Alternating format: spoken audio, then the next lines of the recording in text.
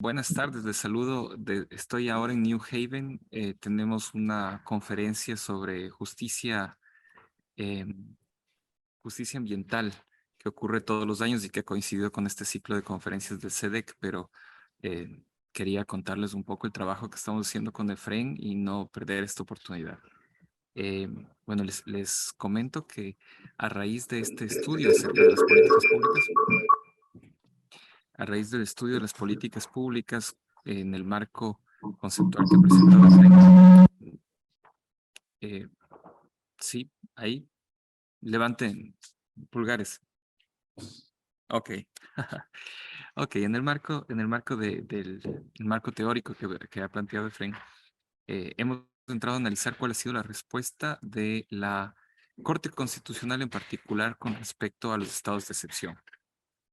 La pregunta obvia, digamos, sería si es que ¿cuál es el rol de la Corte Constitucional en el marco de los estados de excepción? Y según la Constitución es la de hacer un control a posteriori de los estados de excepción dictados por el presidente de la República y lo hace a dos niveles. Revisa si es que se cumple o no se cumple la causal que motiva el estado de excepción y luego la constitucionalidad de aquellas medidas que se van a dictar por parte o que ha dictado el presidente de la República. Ese es el rol de la Corte. Tenemos 99 dictámenes de estado de excepción que, que han sido revisados por la Corte Constitucional, han sido decididos por la Corte, y si nosotros nos preguntamos simplemente, ¿ha cumplido o no la Corte Constitucional el rol de ser un contrapeso al Ejecutivo en el sentido de revisar estos estados de excepción? Tal vez la respuesta es bastante decepcionante, porque estamos hablando de que de los 99 dictámenes que ha dictado la Corte, 98 aprueban el estado de excepción y uno solo rechaza el estado de excepción. Eh, Obviamente digamos, dentro de esos, perdón, de los 98 y uno. Dentro de esos 98 hay una aceptación tácita y hay 7 aceptaciones parciales. Todas las demás, las 90, simplemente acepta el estado de excepción y hay una sola que rechaza. Y recordemos que aquí existen estados de excepción como los del 30S, en donde prácticamente más de un año estuvimos en estado de excepción eh, a raíz, digamos, de este levantamiento de la Policía Nacional. Entonces, si nos quedamos en ese dato, realmente es, digamos, descorazonador el tema de pensar que la Corte Constitucional no está cumpliendo su rol respecto a ser un contrapeso con el ámbito político.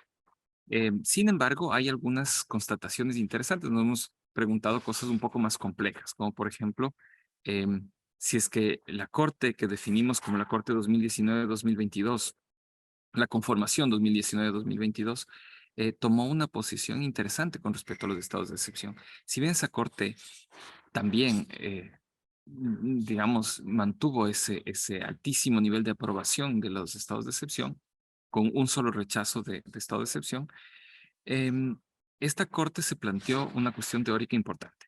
El estado de excepción solamente se justifica en el momento en que el Estado no está preparado para afrontar una situación que pone en peligro al Estado y a su población y, y por la emergencia de la situación tiene que adoptar todos estos poderes excepcionales.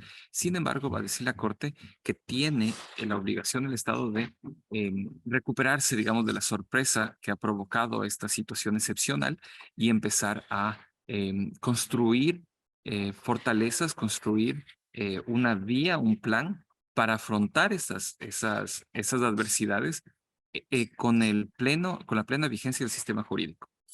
Entonces, al hacer esto la corte le dice al Estado, o sea, ok, usted no podía prever que venía el COVID-19, pero y el COVID-19 está aquí 6 meses, ¿qué ha hecho?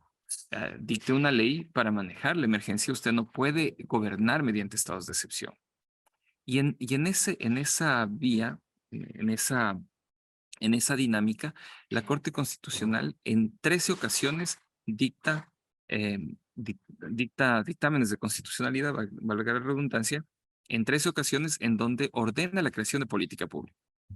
Es decir, no necesariamente dice cómo, en algunas entra con más detalle, en otras con menos detalle, pero le dice al Ejecutivo, ok, si usted va a enfrentar la delincuencia o va a enfrentar la crisis carcelaria o va a enfrentar el COVID-19 mediante un estado de excepción, entonces ustedes tienen que demostrar que cuando pase la emergencia, usted va a tener herramientas para hacerlo. Y eso se hace mediante política pública.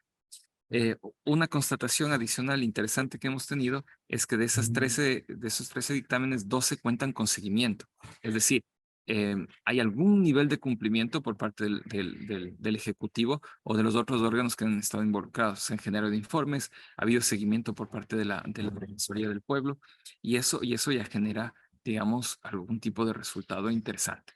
Entonces, no nos quedamos, digamos, solamente en la idea de que la Corte no está controlando el poder del Ejecutivo, sino que, digamos, le está dando una oportunidad en principio, pero luego le está exigiendo que tenga un plan para aplicar después de que pase la emergencia.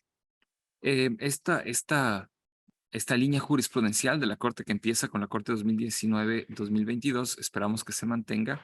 Tenemos algunas cuestiones importantes a las que referirnos, y es que de las peores crisis que el país ha enfrentado, las ha estado enfrentando mediante estados de excepción.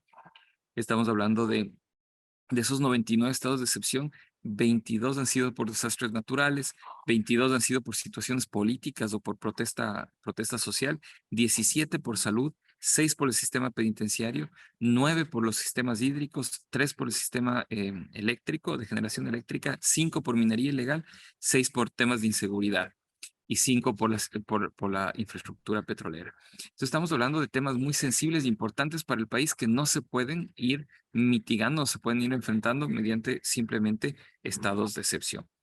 Lo que esperamos mostrar, dándole un seguimiento adecuado a la respuesta que han tenido las instituciones del Estado a este incentivo de la Corte de generar política pública, es ver cuál es el nivel de efectividad que ha tenido la Corte como generador de política pública en estas importantes áreas, ¿no? En lo que hemos visto hasta el momento de la evidencia de la documentación a la que hemos accedido, es que hay una primera respuesta importante del Estado.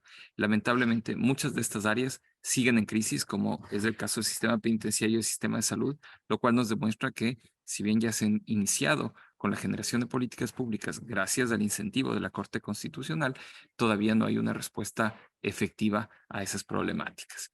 Y esperamos más adelante seguirles informando acerca del avance de nuestra investigación en estos puntos. Hasta ahí es lo que les puedo compartir. Muchas gracias.